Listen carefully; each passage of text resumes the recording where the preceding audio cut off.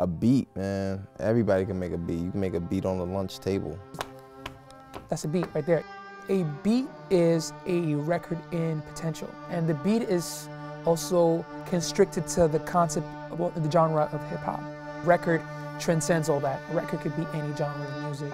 A finished product with like a clear message, a clear sonical aesthetic, you know, it's something that people remember forever. Making a record is just like, it goes deeper than hearing something now. Now your soul is involved, you're feeling something, whether it's goosebumps or like your foot is tapping uncontrollably, your fingers are moving, like you just don't even know what's going on. Now it's a whole spiritual type thing.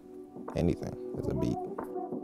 But when your body's into it, it's something else.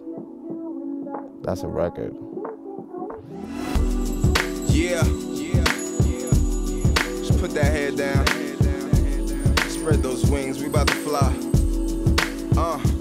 NYU is where I study, and they are giving me the opportunity to produce an album in here as my quote-unquote senior thesis. That's what I do before I graduate. Usually I start off at home, just playing the piano or just experimenting with sounds. And then after, I bring it to Najee. Najee vibes out to it, you know, he selectively picks whatever he thinks are more adequate for him. Some of them are in his avenue as an MC, something that he can tackle in like an hour or two writing-wise.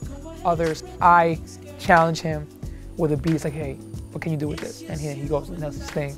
And there are times that he does it so well that I have to go home and be like, oh no, my beat is not good enough for your rhymes. Today was a little more complicated because of the string section. We had to arrange them with a professional arranger, and we had to like write out the parts. We had to rehearse it, and the engineer helped me out as well. It was more ambitious, you know? But we have high minimums. You know, we don't have a lot of resources, we don't have a lot of time, we don't have a lot of money, you know, a lot of people helping us. But whatever we manage to do, we're gonna do it as excellent as we possibly can. We won't settle for anything less than greatness.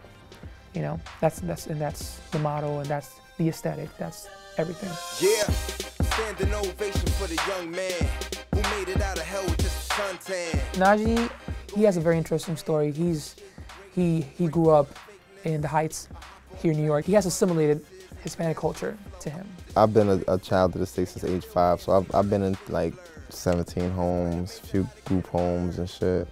When I got to this one home in the Heights, it was with a Puerto Rican family. I was there with my siblings, and we were there for about 8 years, and we were taken out of that home because my social workers were saying that interracial families would never work. So we were taken out of there and moved to a black family to see how it worked out, which was just like, just didn't work at all, period. Siblings, triplets, just helped bring them up, and we went through like too many trials and tribulations. Been in and out the systems forever, kid. Damn, that pretty much built me, built my whole story. We come from very similar backgrounds as far as like, you know, our musical influence and our culture, and being from New York and being minorities, but we never knew of each other. I knew I wanted to step out, but I guess just like teaming up with the right people, like for instance, DB2, that guy, he's just incredible.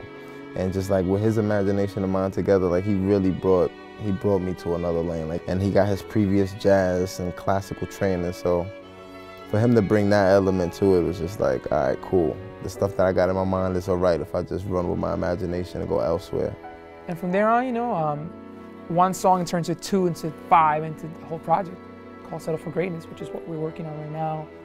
Basically, Settle for Greatness just comes from just coming up in an era where my mother was on drugs, and I met my father one time, growing up in the streets, and then going from a complete hustle game and street thing to just like in studios and in this industry, and just like speaking for youth that gone through the issues I've gone through. And you know, I just want to give them another light to it, another light to their struggle, and let them see like, you know, they could overcome that and they could do some positive too.